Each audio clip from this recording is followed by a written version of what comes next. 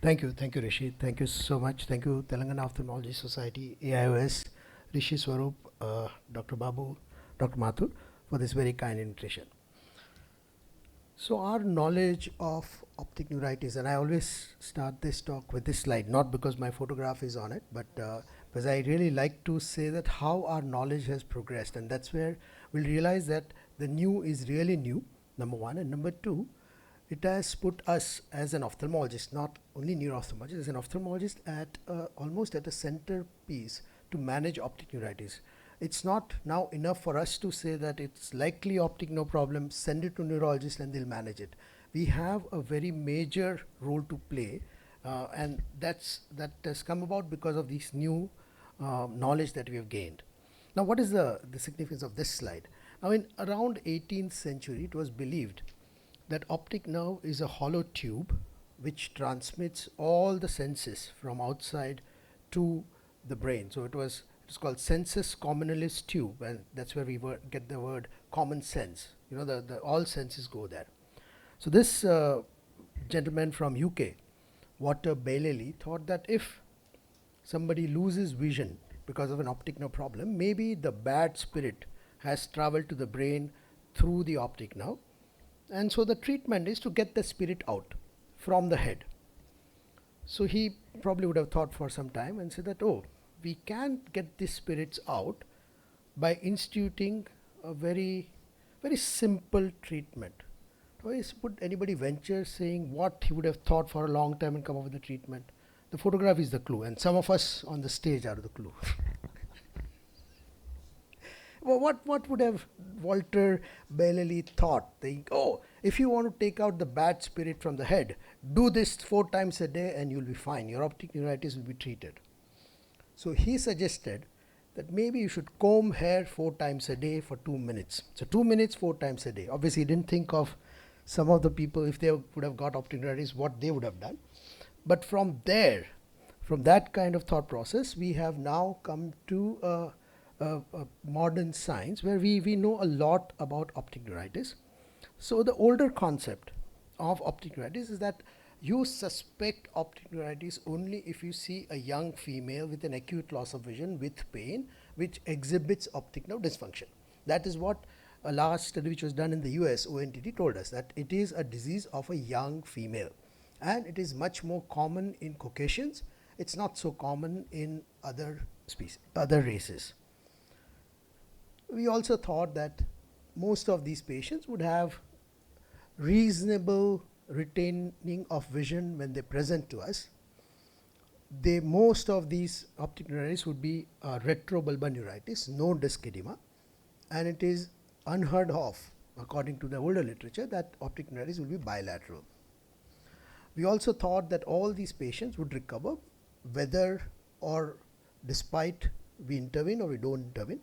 At the end of 6 weeks, whether we give steroids, don't give steroids, all the patients with optic neuritis will recover good vision. Role of MRI, if you can afford, patient can afford, do MRI. Otherwise, MRI, if you don't do MRI, it's all right. And steroids, again, same thing. You give steroids, great, the recovery will be faster. If you don't give steroids, it's all right.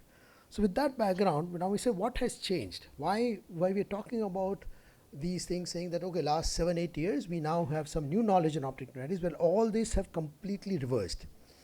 And that has happened because of this discovery of these two antibodies. We know that these two antibody-mediated optic neuritis, which is NMO and MOG, they are much more common. That optic neuritis is much more common in Indians.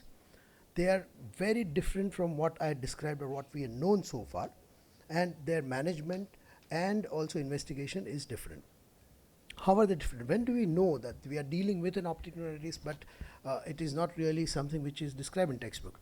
When patient comes to you with an acute loss of vision at any age, generally patient would have optic neuritis. Otherwise, we thought that everybody would complain of pain. But now we know that some of these antibody-mediated optic neuritis may be painless.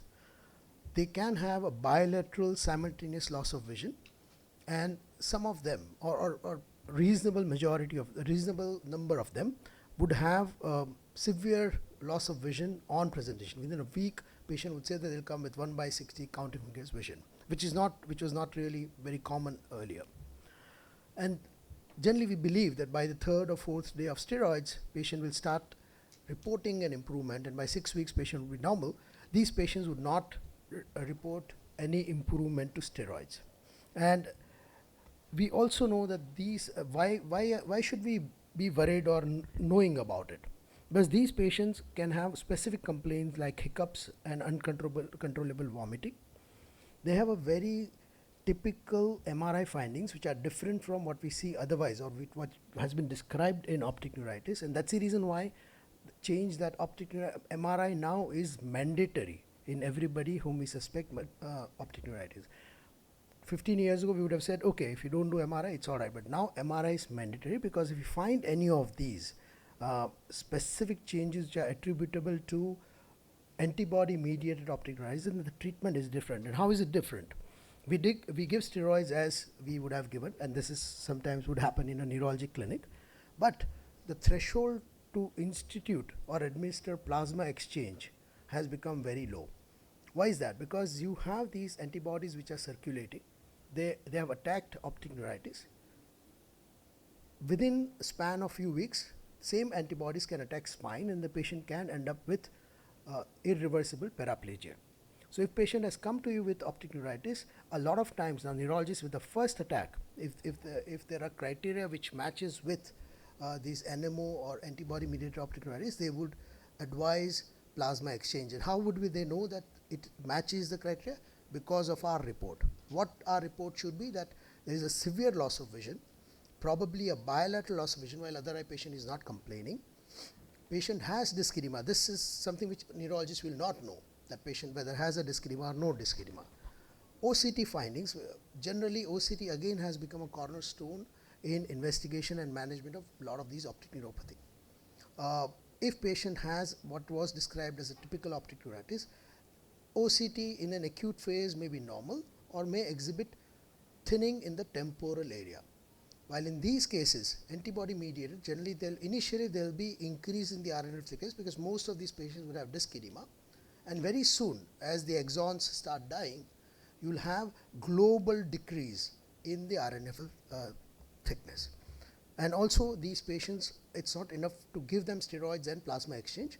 They all would require azathioprine, rituximab, and this decision of course is neurologist, but he needs to be told that this patient probably is falling into NMO spectrum disorder. Similarly, the other antibody is MOG, which has a similar spectrum. They may present to neurologists because they also can have an associated encephalitis-like symptom. This is much more common in children. MOG-related optic neuritis has a better prognosis than NMO because they can recover faster and the neurological deficit is not that common.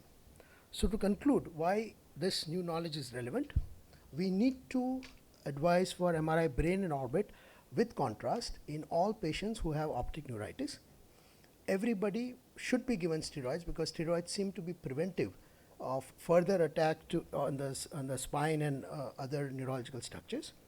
Lower threshold for plex, long-term immunosuppression, and also if we can give these information to neurologists that it may be falling into NMO spectrum, then they would not be in a hurry to start the agents called interferons. Interferons are generally given to modify the disease process in multiple sclerosis, but if it is not falling into MS but into one of these, then actually you are patient might be harmed.